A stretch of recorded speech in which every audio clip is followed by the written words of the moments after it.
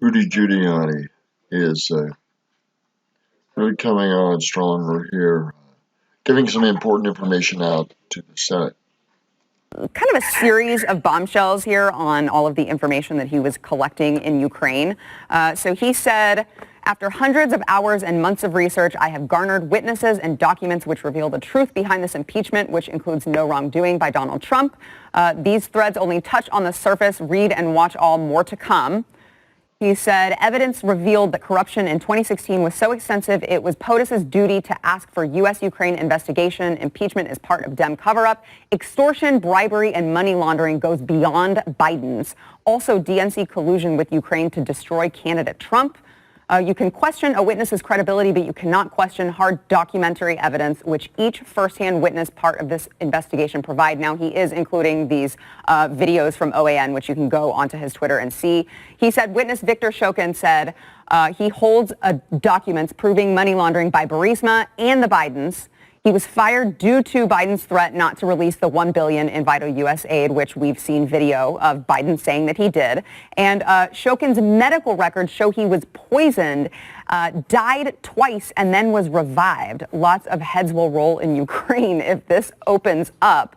And then Lutsenko, he says of Lutsenko, who was the inheritor of Shokin's office, records proving Ambassador Yovanovitch perjured herself during the hearings at least twice, documents showing she was denying visas to witnesses who could prove Biden and Dem corruption, clear documentation proof of money laundering by Burisma and Biden's. And then Dem's impeachment for innocent conduct is intended to obstruct the below investigations of Obama-era corruption. He says billions of laundered money, billions, mostly U.S. money, widely misused, extortion, bribery, DNC collusion with Ukraine to destroy candidate Trump, much more to come. Glenn, do you have your popcorn ready for this? I'm struck by the died twice. That one, I think I should see some medical records on that one. I mean, I don't. He said there are medical records that exist. You'd think that he'd be prepared to back that up, right? Yeah, I think Rudy Giuliani is hurting himself. We talked and joked about him being on my show, and I said, before we even went on, I said, you're on with me. I mean, this is not going to be good for your reputation. And I think that by going to OAN, even going to me, but I don't know who else I would go to that I would trust, but he's hurting himself by not presenting the evidence, by teasing it and not showing it. He's also, liking and retweeting things from some not so credible people. His reputation is being destroyed mainly by him in the past and his appearances on television, but it's also being destroyed by the company he is keeping right now. Show the documents. Just release the documents. Put them out online. What are you doing? Why aren't you just dumping the documents? Do you need to be this? Do you need to be the person in the story? Or I don't understand it.